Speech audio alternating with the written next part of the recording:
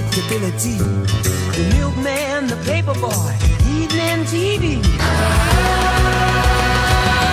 Everywhere you look, there's a heart, a hand to hold on to. Everywhere you look, there's a face of somebody who needs you. Everywhere you look, when you're lost out there and you're all alone, life is waiting to carry you home. Everywhere you look, everywhere you look.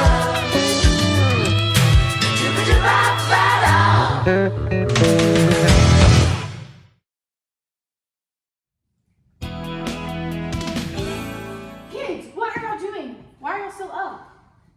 I'm so confused. I have this paper I have to write, but I don't understand what it means. Okay, well, what's the topic? The topic is Pentecostal growth into the Southern Hemisphere.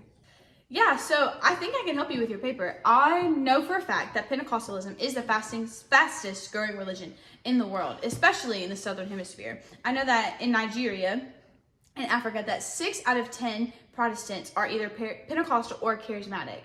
And in Latin America, 75% of Protestants are Pentecostal. But the growth of Pentecostalism in the Southern Hemisphere doesn't just limit itself to Pentecostal traditions. Even things like the Roman Catholic Church or Methodism or Presbyterian churches all find themselves adopting more charismatic styles of worship so that they can meet the demands and the needs of people of their culture and what they're looking for. Okay, I get that, but why is it growing? I mean, yeah, I think I can sort of help you understand why you would need to know about Pentecostalism growing so rapidly in the Southern Hemisphere. I know for a fact that Pentecostalism really focuses on inner healing, and it really appeals to the poor and outsiders. And these areas, namely in Africa and in Latin America, really are full of people who live in poverty and don't have the sort of social structure and the government systems and the security that we often have here in the United States, even though that's where Pentecostalism was born. Because a lot of these people are also impoverished, they really don't have the resources or the finances necessary in order to meet a lot of just basic human needs. And that's why Pentecostalism's healing ministry really attracts people from these areas. I mean, these people can't afford to go to the doctor, but they can go pray. And it gives them hope because Pentecostalism has been known for its miracles. It's been known for wealth and prosperity and the hope of a brighter future in the darkness that a lot of people in America, or really in a lot of different places of the world, don't quite understand because they haven't been there before, or they haven't been there in a while. But the Southern Hemisphere is really eager and really hungry, it seems like, based off of a lot of their church growth and a lot of the booming of mega churches and Pentecostalism in those areas. I mean, it's grown so big and the movement has increased so much that the Brazilian church of Pentecostalism for the Assemblies of God is bigger than the American one where it started from.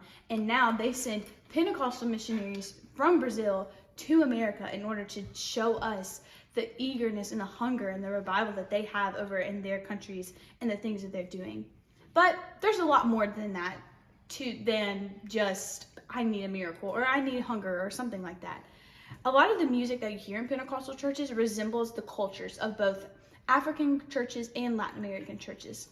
And a lot of the times, because they appeal to the outsiders, and because Pentecostalism is always looking to include people and to equip people for the gospel, a lot of their ministers look like the people of their country and of their city and of their state, you know?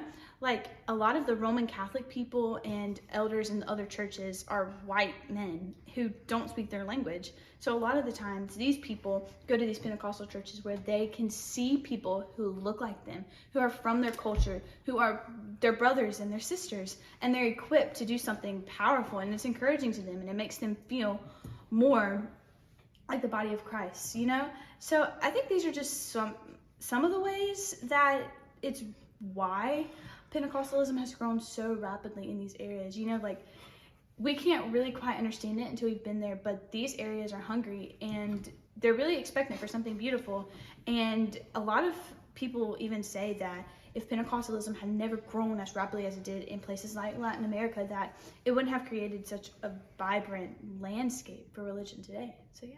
Okay, well, what has all this growth impacted in these areas?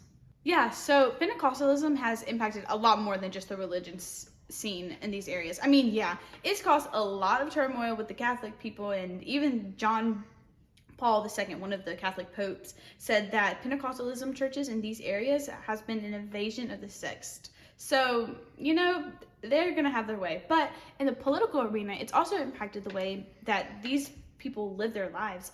Their increase of democracy has really impacted these areas because through the hope of Pentecostalism, they've been able to include more people who are Christian, who are Pentecostals in the prayer cabinets of Chile and Nicaragua, and they've been able to include structure and solidity to governments that once were so toxic and so volatile, and now they're finding hope to, in this political landscape, to have long-term consequences that have really established a lot of hope for these people that before didn't really have it. Okay, thank you, Mom.